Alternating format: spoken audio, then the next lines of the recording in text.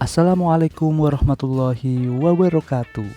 Selamat datang di Dimar Biologi, media pembelajaran biologi. Hari ini kita akan membahas tentang penjelasan rencana pelaksanaan pembelajaran yang memuat teori belajar, teori perkembangan sosial, pembelajaran berdiferensiasi, dan konsep asesmen. Video ini merupakan tugas ujian akhir semester Gasal mata kuliah pemahaman dan perkembangan peserta didik dan pembelajarannya, program profesi guru prajabatan, program studi pendidikan biologi, Universitas Muhammadiyah Surakarta tahun 2023. So, tentunya bersama saya, Dimar Misanuddin Robani. Jangan lupa like, share, and subscribe ya guys. Sebelum menyusun RPP, maka guru di awal semester melakukan asesmen diagnostik yang berupa profiling peserta didik. Tujuannya untuk mengetahui kebutuhan dan gaya belajar peserta didik. Profiling peserta didik ini sesuai teori perkembangan sosial seperti teori kognitif Piaget dan sosio-emosional Bronfenbrenner dan Erikson. Selain itu, melalui asesmen diagnostik ini, guru juga mencari tahu karakteristik peserta didiknya.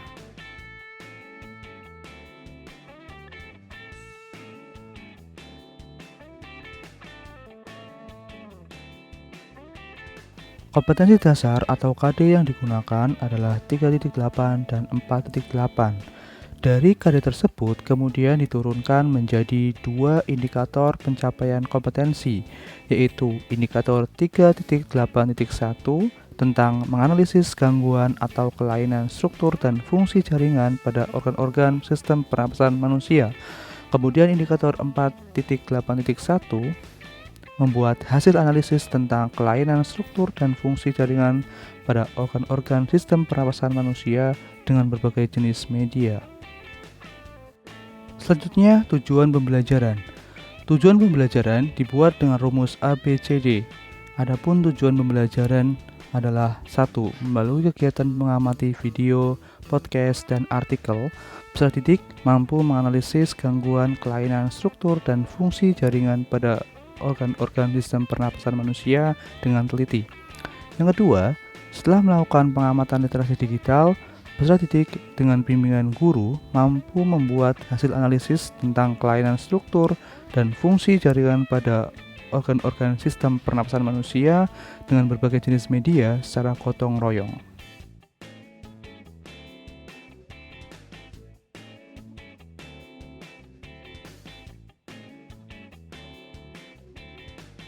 Baiklah, kita masuk ke langkah-langkah pembelajaran. Langkah pembelajaran dibagi menjadi 3 tahap, yaitu tahap pendahuluan, inti, dan penutup. Yang pertama adalah tahap pendahuluan. Alokasi waktunya 15 menit. Yang pertama, guru membuka pembelajaran dengan mengucapkan salam, menanyakan kabar, dan berdoa bersama. Yang kedua, guru memeriksa kehadiran, kesiapan peserta didik berupa kerapian baju, dan kebersihan kelas. Dan yang ketiga, peserta didik dan guru menyimak pendapat tentang materi pelajaran sebelumnya. Pada bagian ini, terdapat aspek pembelajaran berdiferensiasi, yaitu profil kesiapan peserta didik tentang kesiapan belajar. Selanjutnya, guru menyampaikan persepsi tentang gangguan pada sistem pernapasan manusia kepada peserta didik dengan menampilkan video cara menggunakan masker dengan benar. Kemudian melakukan tanya jawab antara guru dengan peserta didik seperti apa itu masker, mengapa kita harus menggunakan masker, bagaimana cara menggunakan masker dengan benar, dan apa manfaat menggunakan masker. Pada bagian ini, guru mempraktikkan konsep teori belajar behavioristik, yaitu perubahan tingkah laku yang terjadi karena pengalaman belajar.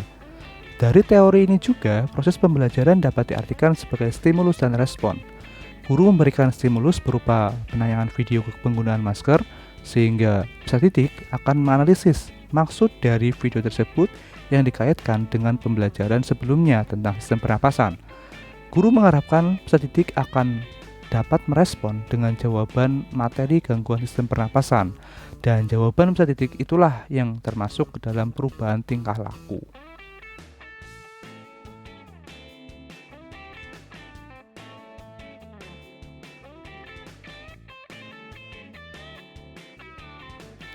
Selanjutnya, kita masuk ke tahap kegiatan inti.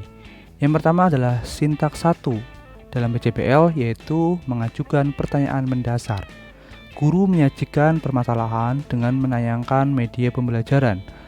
Di sini sudah dilihatkan QR code di mana peserta didik sesuai dengan kelompoknya bisa memindai QR code untuk kemudian mengamati konten sesuai dengan kelompoknya masing-masing. Yang pertama ada video gangguan sistem pernapasan pada manusia, ditujukan untuk kelompok 1 dan 5, yang mana itu merupakan kelompok visual. Kemudian ada podcast tentang gangguan sistem pernapasan manusia untuk kelompok 2 dan 6, yaitu kelompok auditori. Kemudian ada artikel tentang gangguan sistem pernapasan manusia untuk kelompok 3, yaitu kelompok reading and writing. Dan yang keempat ada video gangguan sistem pernapasan pada manusia untuk kelompok 4, yang merupakan kelompok kinestetik. Pada bagian ini, guru memasukkan aspek pembelajaran berdiferensiasi, yaitu diferensiasi konten tentang sumber informasi dan jumlah konten pembelajaran. Nah, penggunaan diferensiasi konten ini merupakan tindak lanjut dari hasil asesmen diagnostik menggunakan prinsip dan juga teori-teori perkembangan sosial yang sudah saya jelaskan tadi, sehingga dapat digunakan dalam mengelompokkan peserta didik berdasarkan gaya belajarnya. Masih pada sintaks 1, setelah mengamati konten pembelajaran yang digunakan, peserta didik mengajukan pertanyaan dan menuliskan pada LKPD yang disediakan. Pada bagian ini, sintaks 1 pada kegiatan 1 dan 2, guru berupaya untuk membangun pemahaman awal melalui pertanyaan mendasar berdasarkan konten yang mereka amati.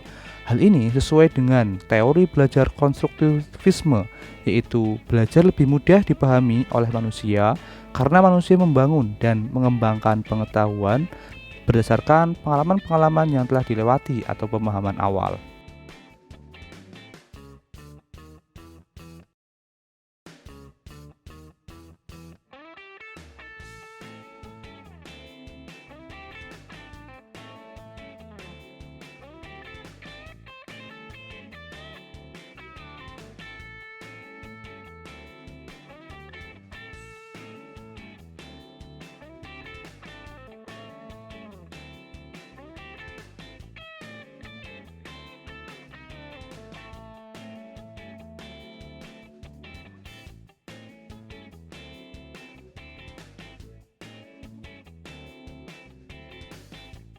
Penilaian.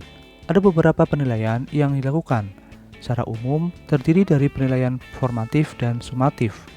Yang pertama adalah penilaian sikap. Penilaian ini menggunakan jenis self-assessment.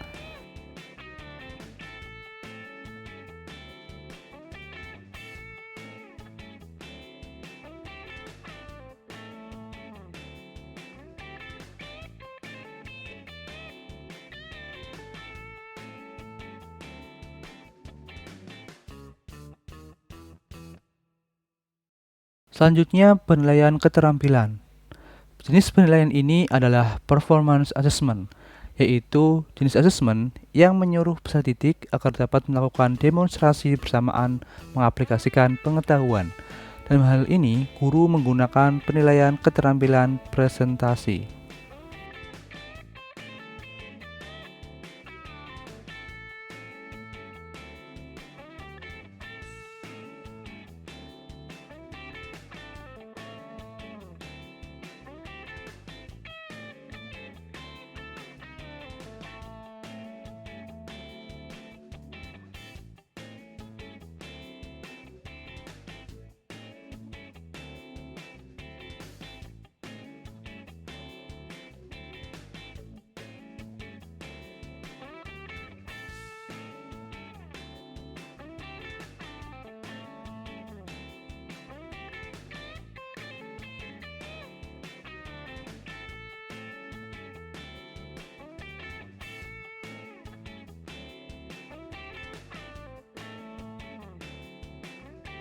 Demikian penjelasan video dari saya, kurang lebihnya mohon maaf, semoga bermanfaat. Terima kasih.